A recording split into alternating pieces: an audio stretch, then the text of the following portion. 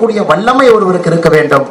அதையெல்லாம் தாண்டி தனக்கு ஏற்பட்டிருக்கக்கூடிய அநீதிக்கு நீதி வேண்டும் என்றால் 2வது இவிஎம் மிஷின்ல 22வது பட்டன் பலாப்பழத்தை நீங்க அனுப்பிட்டீங்கன்னா எல்லா பிரச்சனைக்கும் ஒரே ஒரு தீர்வு.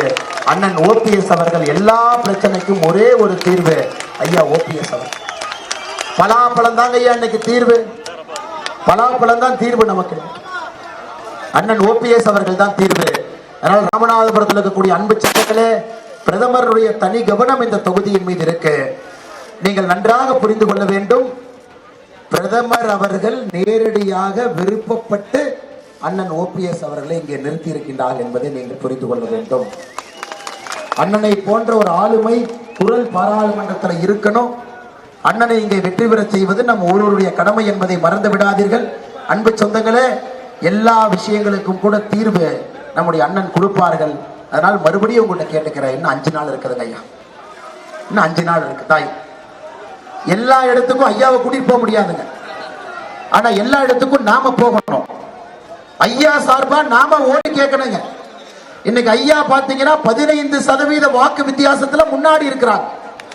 இன்னைக்கு கிட்டத்தட்ட ஐயா இன்னைக்கு எலெக்ஷன் நடந்தா ஐயா 2.5 லட்சம் ஓட்டுல ஜெயிக்கிறாங்க.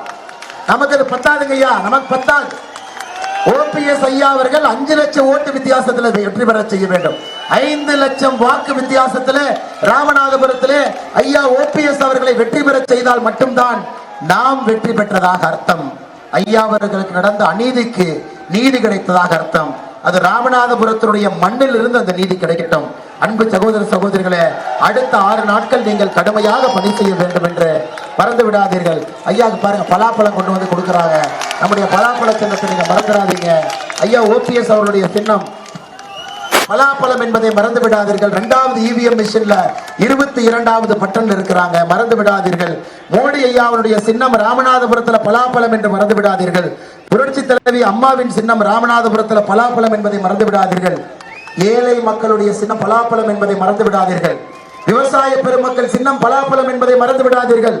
கச்சத்தீவை மீட்க வேண்டும் என்றால் அது பலாப்பழ சின்னம் என்பதை மறந்து விடாதீர்கள். மீனவ சொந்தங்களுடைய சின்னம் பலாப்பழம் என்பதை மறந்து விடாதீர்கள். அன்பு சொந்தங்களே, இங்க வந்திருக்கக்கூடிய உங்கள் எல்லோருக்கும் நன்றி தெரிவித்துக் கொள்கின்றோம். ஒரு பெரிய எழுச்சியோடு காலையிலிருந்து சுட்டரிக்கின்ற வெயில் இருக்கிறீங்க ஐயா. காலையிலிருந்து சுட்டரிக்கின்ற வெயில்ல நீங்கள் அனைவரும் நின்று கொண்டிருக்கின்றீர்கள். அன்பு சகோதர சகோதரிகளை மறந்து விடாதீர்கள். இந்த நேர்மையான, நாணயமான, ஒரு அற்புதமான, எளிமையான, நமக்கெல்லாம் வழிகாட்டியாக இருக்கக்கூடிய ஐயா ஓபிஎஸ் அவர்களை ராமநாதபுரத்தில் பெரும்வாரியான வாக்கு வித்தியாசத்தில் வெற்றி பெற செய்ய வேண்டும் என்று அன்போடு கேட்டுக்கொண்டு, இங்கு இருக்கக்கூடிய நம்முடைய எல்லா தலைவர்களுக்கும் நன்றி சொல்ல வேண்டிய நேரம்.